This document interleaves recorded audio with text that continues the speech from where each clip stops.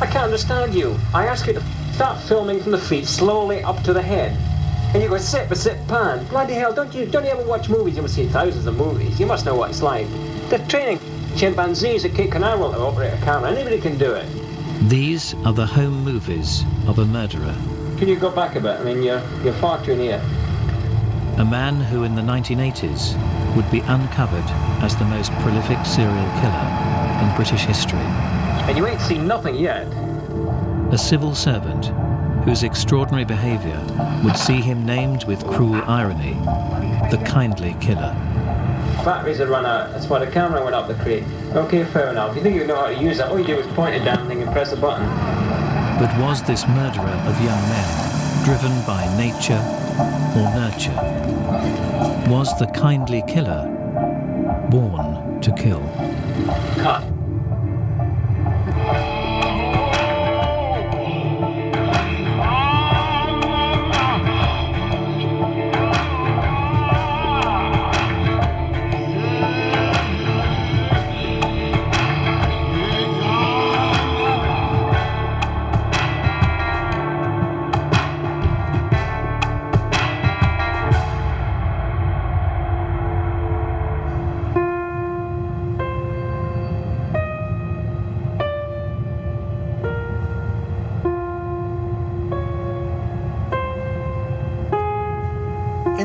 Winter of 1983, we had a problem arise in the Muswell Hill area of London. It was initiated by us receiving a call for a block toilet. Number 23, Cranley Gardens, had been split into flats and bedsits. The residents had experienced problems with the plumbing for days. An engineer at the time went to attend the block toilet, cleared the toilet, but did remark to us afterwards that he'd never smelt such a bad smell in an apartment before in his life. Still, lavatories at the property continued to block. A plumber was sent around very urgently on Saturday morning, and he looked down in the drains beneath the house and he saw what he knew was not what should be there. He observed what he said looked like some butcher's prepared meat and a few bones. He discovered that what was blocking the toilets was actually human flesh.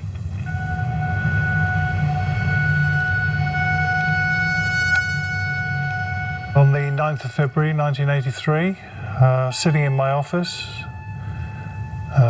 minding my own business, and suddenly got a phone call from Peter Slade, who was the early turn uniform inspector, and he asked me if I'd go up to Cranley Gardens. He had a bit of a problem up there, and I just got into the CID car and drove up there.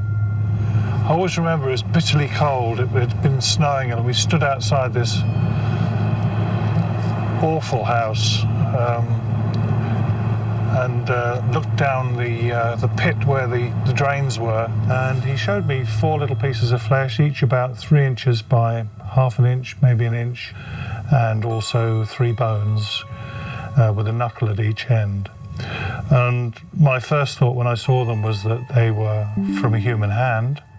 The drains were blocked over halfway up the building, so we knew that the blockage was originating from the very top. The top flat was a 37-year-old executive officer at a nearby job centre, Dennis Andrew Nilsen. He was due to return from work at 5:30. When my 2 colleagues and I walked up to the front door of the place in order to wait for him inside, we had no idea what we were going to find. We knew we had a killer, but we didn't know what he'd done. Nilsen walked in, bang on cue at 5:30, and leading up to that, I had been thinking for 2 or 3 hours about what I was going to face. I knew that for someone to have flushed a dead body down the loo in small pieces, it was going to be somebody a little bit different. When Nilsen came in through that front door, I'd already made a decision to be very light-hearted with him.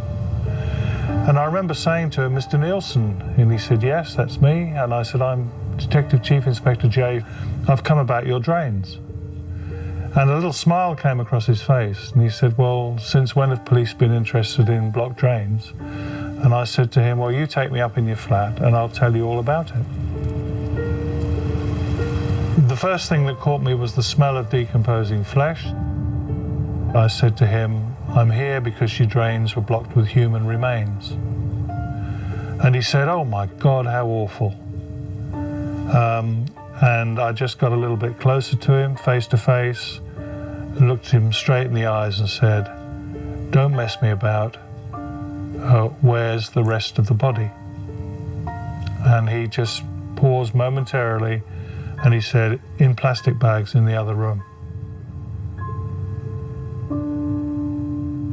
Nilsen was immediately arrested and taken to the station for questioning.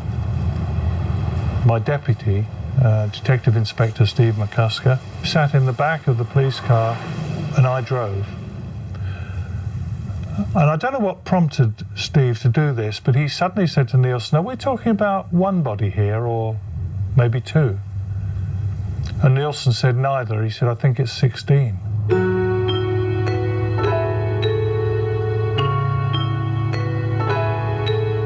Well, I can remember the steering wheel in the car sort of shaking in my hands.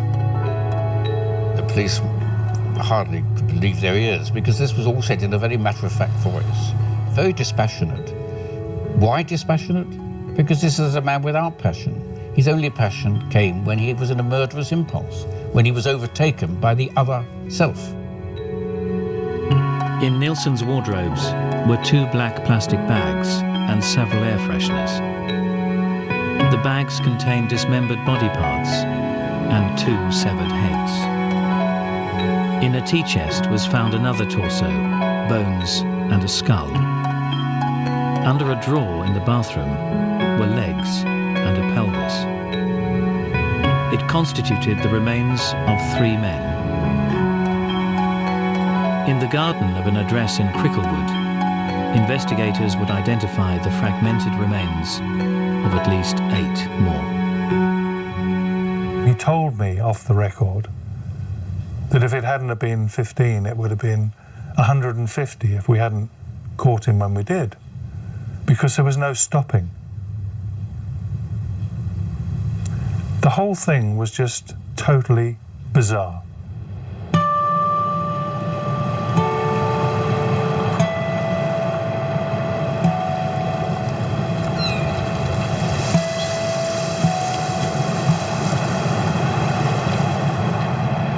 Dennis Nilsen was born in 1945 in Fraserburgh, a remote fishing community in northeast Scotland. His mother's family had lived there for generations. His father was a visiting Norwegian soldier. He was one of 3 children, the middle child. He had an older brother, a younger sister. He never really knew his father. Nilsen, as a child, was a bit of a loner. He didn't really have friends because everybody thought he was a bit odd. His mother said she could never cuddle him. He didn't have tactile relationships with anyone except his grandfather. Nilsen's father is absent from the household, and so he had formed a bond with his grandfather.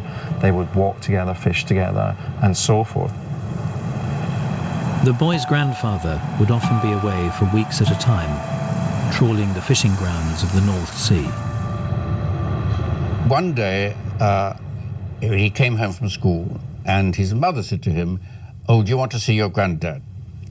He said, "Oh, he didn't know he was there even." So he was very pleased about that, and he went into the kitchen, and there on the kitchen table was a long box, and in it was his grandfather. Nobody had prepared him for the fact that he was dead. Nilsen's grandfather had died at sea, and his corpse had been brought home for burial. He had this picture in his mind imprinted of seeing his grandfather white as a sheet, and I think that affected him deeply. Nilsen would later say that when he saw his grandfather laid out in the front sitting room after his grandfather's death, that this was when Nilsen first began to associate love with death, an inert body. From that moment, I'm convinced, I can't prove it, but I'm convinced that his idea of love and his idea of death fused and became linked, inextricably linked. When his mother said to him, "Your granddad's gone to a better place," he, the little boy, aged 6, thought, well, if he's gone to a better place, why didn't he take me with him? He would sometimes even go out into the sea and simulate drowning as a means of being with him.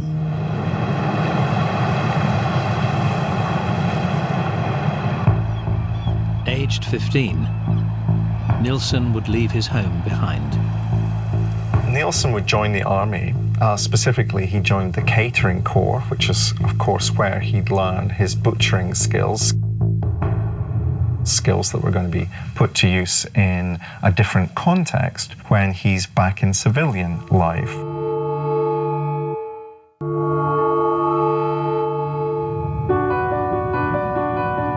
In 1983, the discovery of human flesh blocking the drains at 23 Cranley Gardens had led to the arrest of civil servant Dennis Nilsen. He claimed to have taken the lives of at least 15 young men. Investigators learned that he'd had a lonely childhood, punctuated by the death of a beloved grandfather.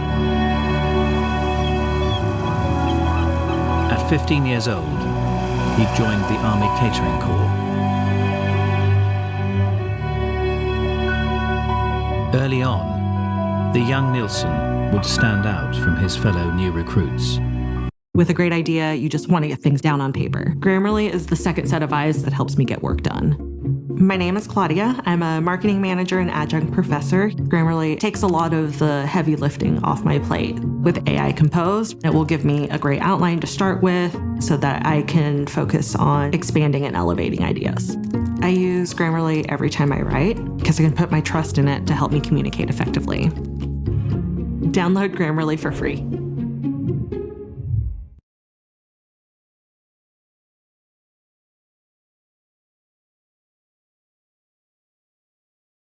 He was quite argumentative in as much as not picking an argument in a nasty sort of way, but if you said that photograph is black and white, you'd know he was saying it was white and black, and so forth. He was quite contrary as a person, really.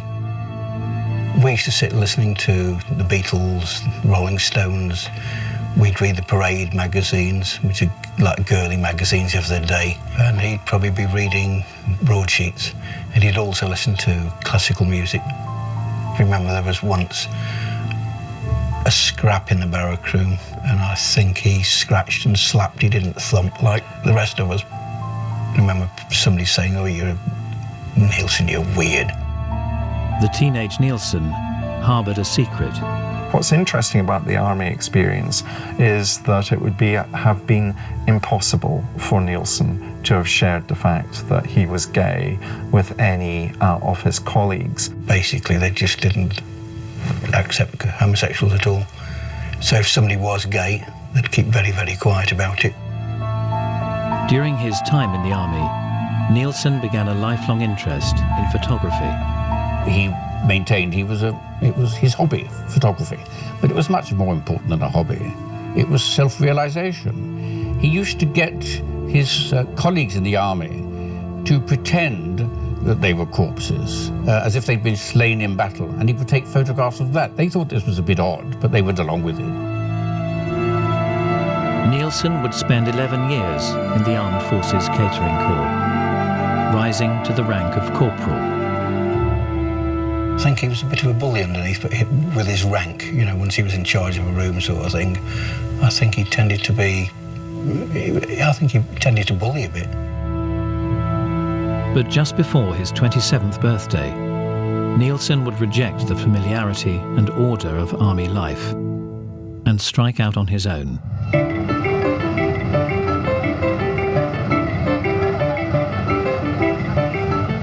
In 1970s London, he found a thriving gay scene. He's living in a large urban metropolitan area where clearly there are gay pubs that he would be able to visit for the first time. People were more friendlier back then. People were very chatty, and life in London was exciting at that time. He wasn't a bad-lucky man, and he seemed quite educated, quite good to talk to. He chooses his words well, fluently, but after a few minutes you'd realise that he's not talking to you or with you, but he's talking to himself, because he doesn't pay attention to anything except what he himself is saying. What are you doing switching the bloody thing on and off for? You never make a cameraman, you know. No. I'm not going to do anything pornographic. Nilsen joined the Metropolitan Police.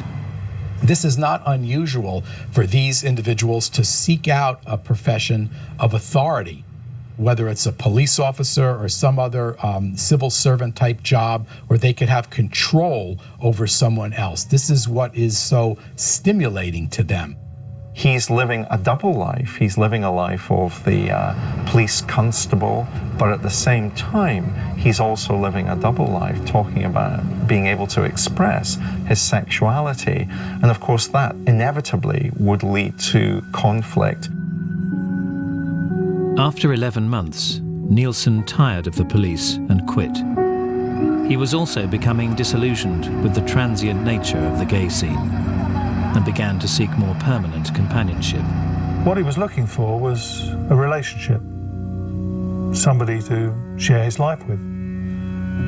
You didn't go out to find companionship in a club, you just went out to pick up. That was what generally people did. They weren't there for an affair or a relationship. They just wanted a one-night stand. He got a job with Manpower Services in the heart of the West End. But the opinionated young Scot struggled to bond with anyone. He's not somebody who's going to make friends very easily. He's not somebody who's going to be the life and soul of the party. He's far too self-centered. He's far too self-obsessed. Harassed commuter, harassed London tenant being screwed by the Department of Employment, London Transport, big chain stores, supermarkets.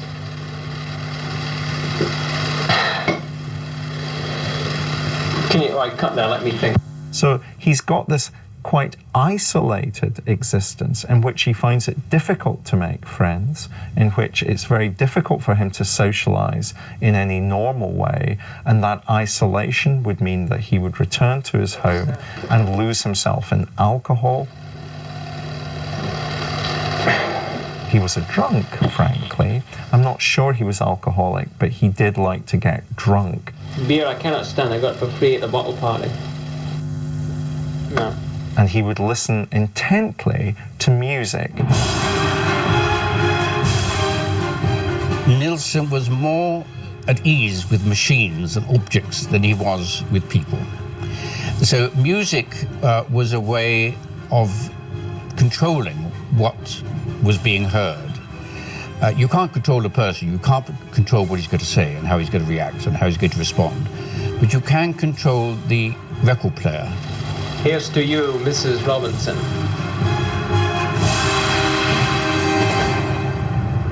In 1976, Nilsen meets a young drifter called David Gallishan. Gallishan is unemployed and living in a hostel. And although they're seemingly unsuited, Nilsen seeks out a flat for them both to set up home together.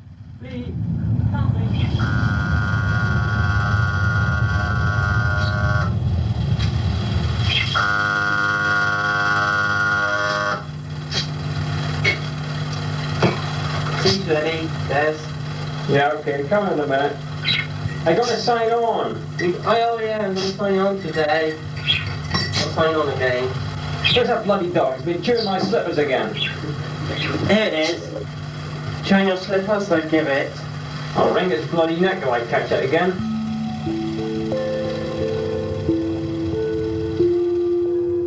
Melrose Avenue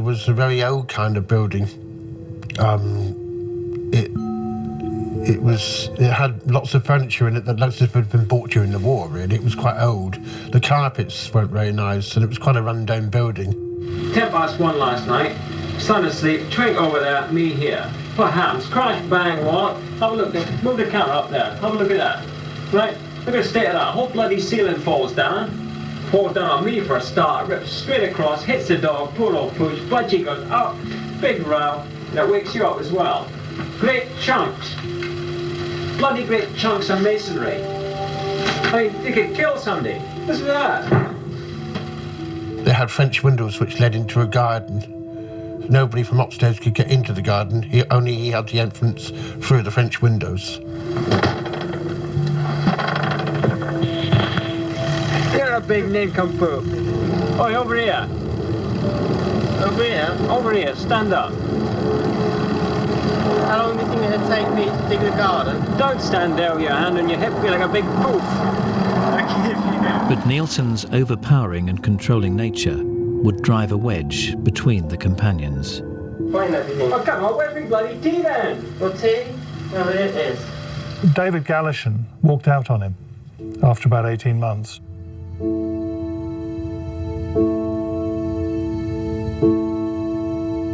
And that really hurt Nilsen, I'm sure it did.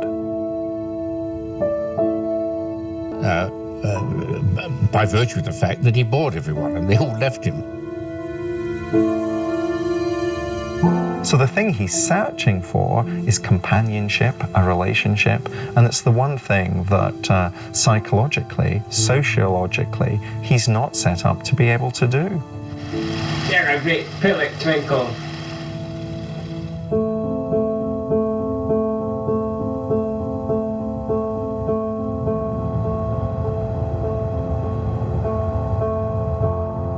And then he used to invite more and more people back, hoping that someone would stay. He did ask me to move in, but I said, I don't think I can put up with you in the bottle. The bottle comes between us, it's too much of it. You've got to stop that. If you stopped it, you'd be a lovely, decent guy to live with. But he couldn't stop that. He couldn't stop that. He seemed to be very into himself. It was all him, him, him. He never hardly asked anything about me. Anything good you find in this kitchen is probably attributed to my having purchased it in the first place. Bloody light doesn't even go on. Can you go back a bit? I mean, you're far too near. The lonely Nilsen increasingly took refuge in his morbid private fantasies.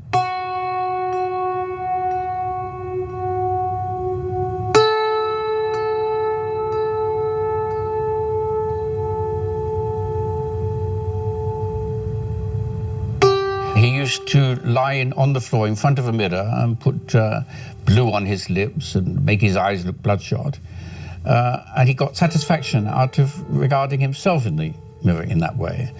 Not, I don't think, an emotional satisfaction, but a deep requirement of his nature, which was obviously perverted. He would make out he'd passed out and would fall to the floor. And you go rushing up to him and he'd just be laying there. But I actually know that he wasn't asleep. He wasn't out. He wasn't passed out. He was awake. And he would stay there and he would stay there and you'd sit down, you could cook a meal, you could watch television, he'd still be there. But I know that he wasn't asleep. You just know. And it would be in this position of a kind of arms outstretched position. I believe he was pretending to be dead.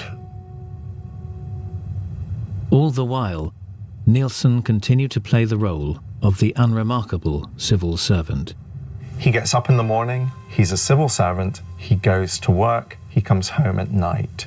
He tends his garden, he cooks for himself, he has a dog which he calls Bleep. Beep! Come on! Woof, woof, woof. Come on, Beep, say something. So there's a sense in which these are the banality, the ordinariness of suburban life. Ooh, ah. Bloody finger, you great pillock.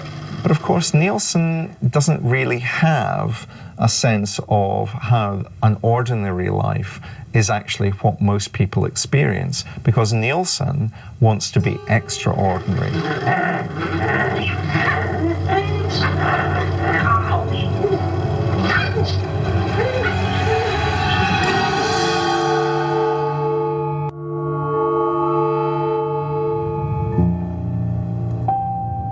On New Year's Day, 1979, 33-year-old Dennis Nilsen woke up next to a teenager he'd met in a pub the night before.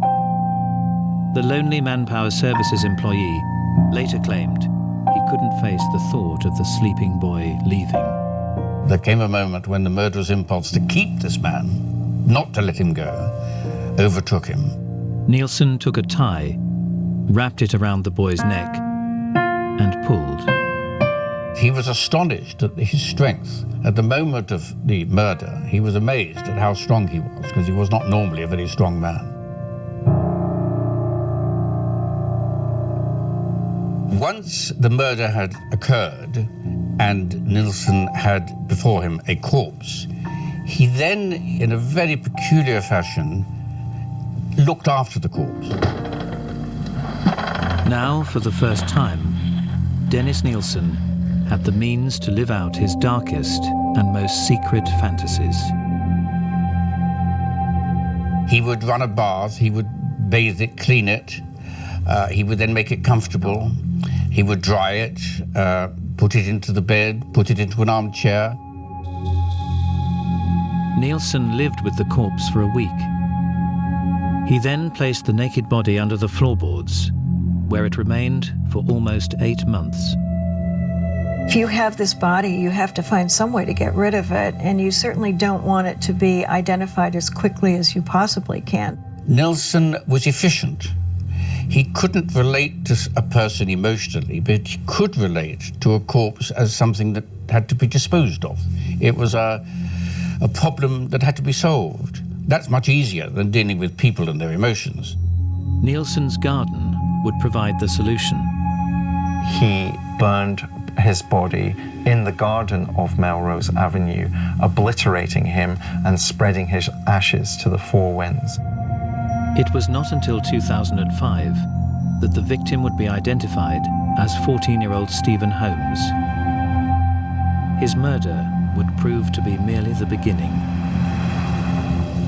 I think the first murder that any serial killer commits is always the revealing murder. He enjoyed doing it, and I think it's that enjoyment that he got from that first murder that propelled him to kill again and again and again.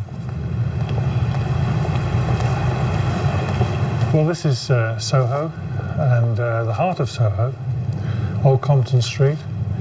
And this is the area that Nilsen used to favour. He'd come out in his spare time to this kind of area and to gay pubs in particular, in order to make contact with people. So he had contact with a lot of youngsters who were coming to London thinking the streets were paved with gold, and who were probably no fixed abode, may have run away from home, dropouts, that kind of person. The people that Nilsen went to meet were people he instinctively, with an uncanny knack, recognized as people who were lonely and would be most likely to accept an invitation to go home. Often there is no record of these people being reported as missing, and therefore he's tackling a particularly vulnerable group that many other serial killers target.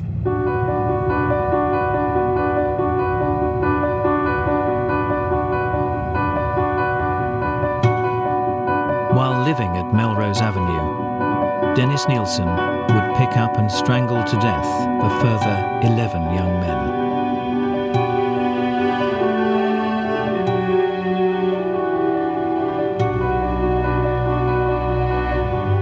If you strangle someone, you feel it, you can touch it. You just grab whatever's at hand and pull. I have always suspected that Nilsen would strangle the people that he really didn't want to go at midnight or 1 o'clock in the morning, the ones that he wanted to stay, the ones he didn't particularly want to be with, they'd just go at the end of the night. That may be true to some extent, but I would look at it in a very different way. I would say that he wanted the bodies to be there because it assured him how in control he was of other people. This is what is arousing to an individual like Nilsen, to be in complete control and domination of others. Nilsen used the bodies of his victims sexually and in other ways. Nilsen wanted to stay close to these bodies, almost as if they were a form of trophy. He wants to express his power, his complete and utter domination of these young men, even after they're dead.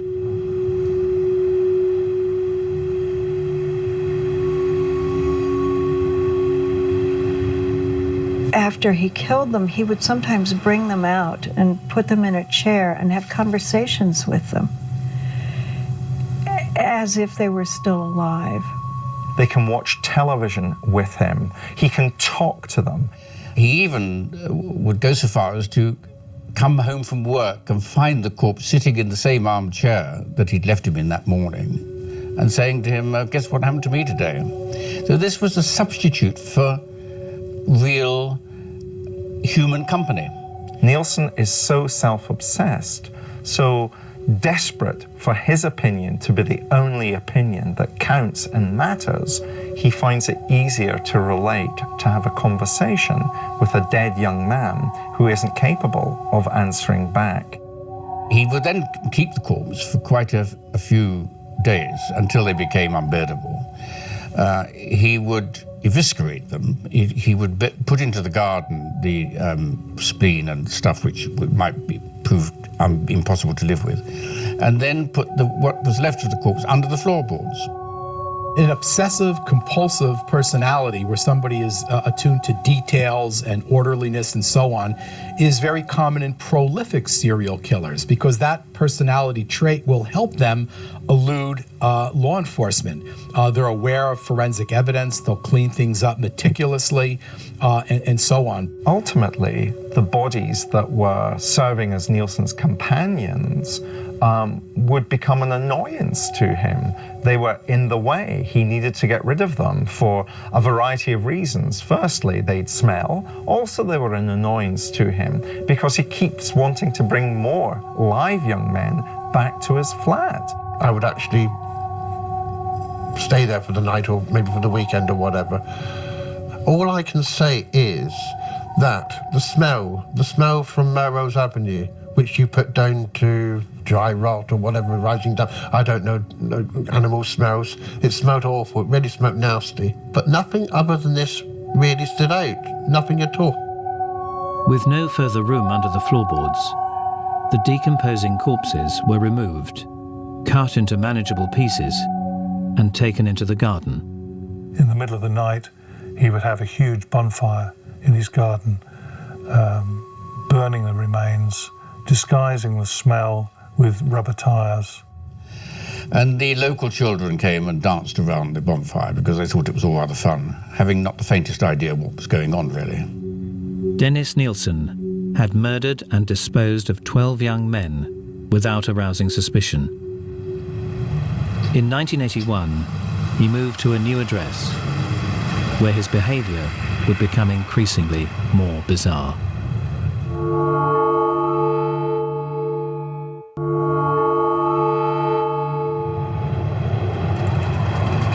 Between 1979 and 1981, civil servant Dennis Nilsen had murdered and disposed of 12 young men at his flat in Cricklewood.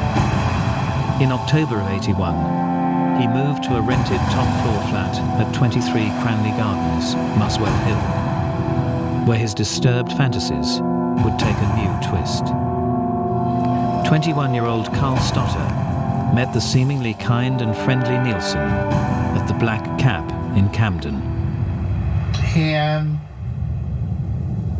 took me back to his place. He was a nice guy. He didn't have murderer tattooed across his face or anything like that.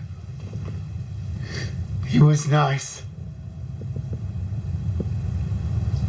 And I slept with him.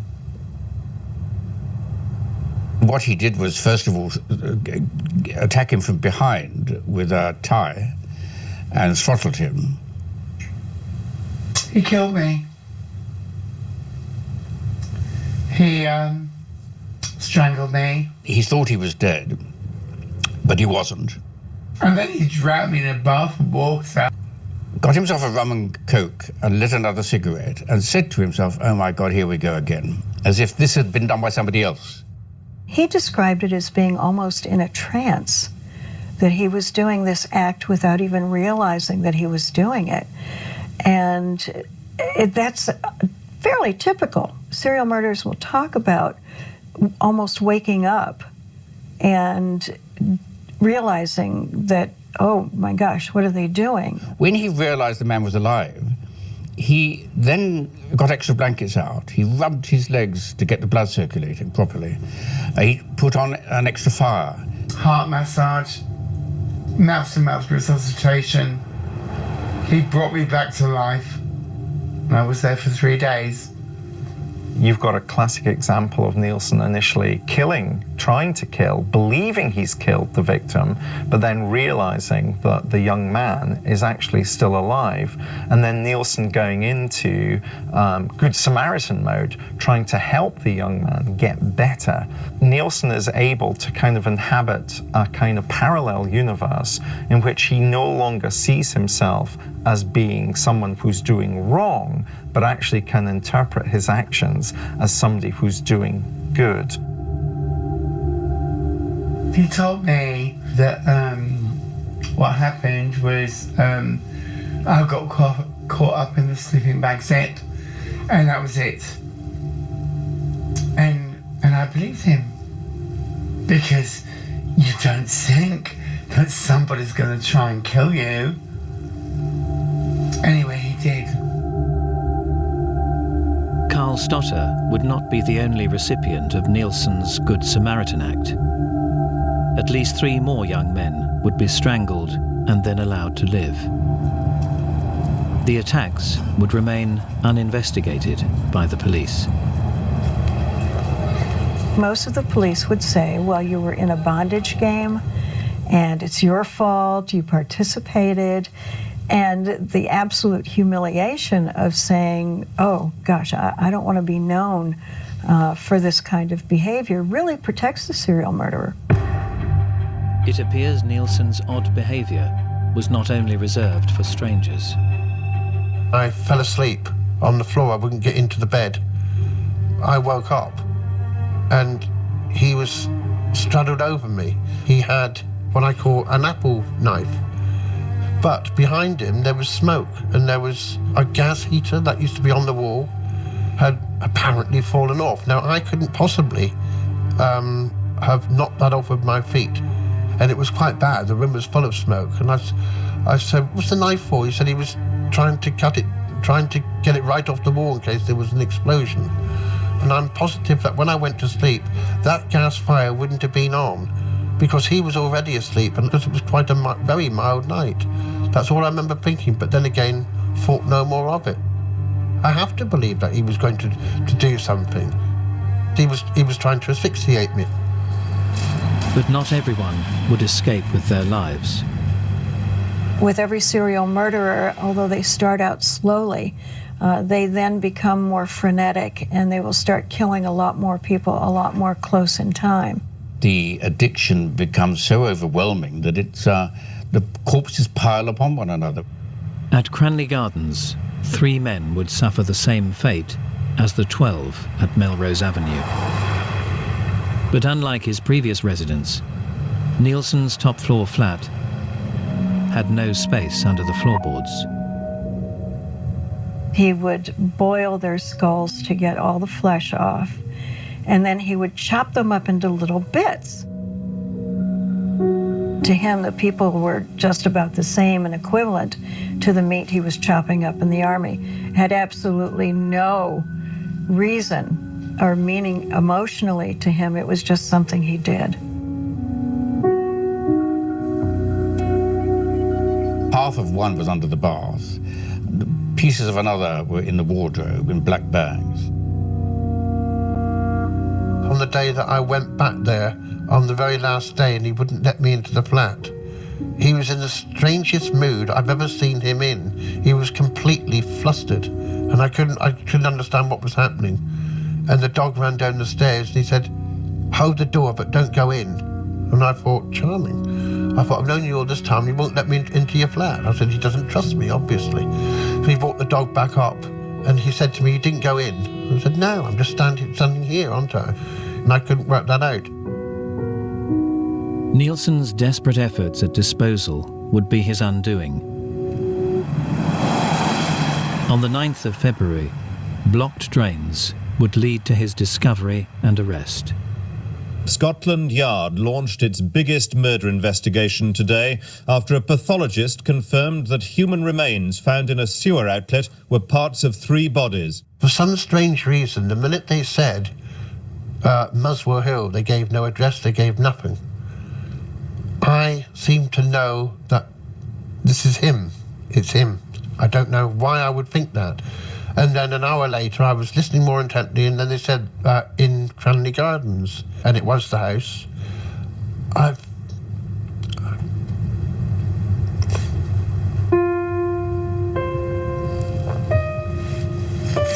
Could you stop it a second?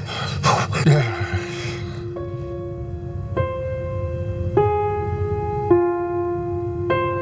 In custody, Nilsen would describe the murder of 15 young men in minute detail. He saw no reason to get worked up about it. All right, if you've arrested me, so let's get on with it. Nilsen gave us every bit of information that he could think of. I mean, we interviewed him 16 times over the next few months. Throughout the interviews, Nilsen was totally matter of fact, quite cold. There was no remorse, there was no indication of any remorse at all. In November, Dennis Nilsen was sentenced to life imprisonment. Over a 4-year period, he had taken the lives of 15 young men. But was the so-called kindly killer born to kill?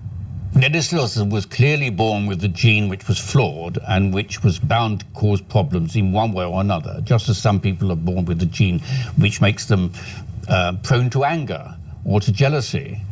Nobody is born with an inevitability about his future. The future is shaped by the experience. It may shape the gene which is flawed, but that is not the same thing as saying that there is evil inherent. So Nilsen could have turned out to be a completely different person, not a stable person. Because of the inherited gene, he would still be flawed, but he need not have become a murderer. The idea that he was born evil is nonsense.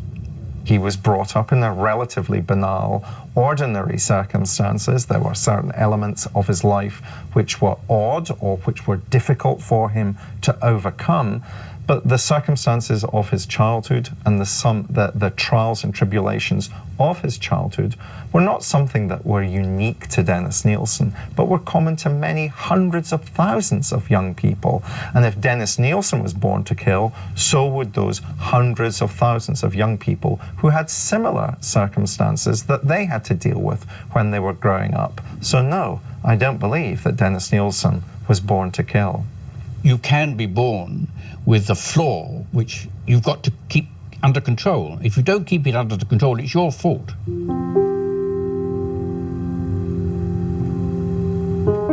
I don't think he was born to kill, but certain circumstances made him that way. Des was a necrophiliac. He was a control freak. I think if he couldn't get what he wanted from a person, like some nights he couldn't with me, then he would, if he wanted it, and he was drunk and he was in the mood for it, and I mean sex, then he would do something to get it, go out of his way to get it. He would, whatever it took. I think all of these people are to a large degree born to kill. It's a biopsychosocial problem, but biology, in my judgment, has a very large component. We don't know exactly what the specific biology or neurobiological problem is, whether it's genetic, hormonal, chemical, electrical, brain damage, a combination of factors. But there has to be a number of things to go wrong in order for a serial sexual murderer to be created. Nilsen himself claimed to have wrestled to find a reason for his crimes.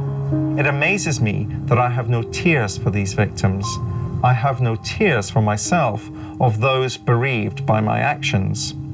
Am I a weak person, constantly under pressure, who just couldn't cope with it and escapes to wreak revenge against society through the haze of a bottle of spirits? Or maybe it's because I was just born an evil man. Self-serving crap.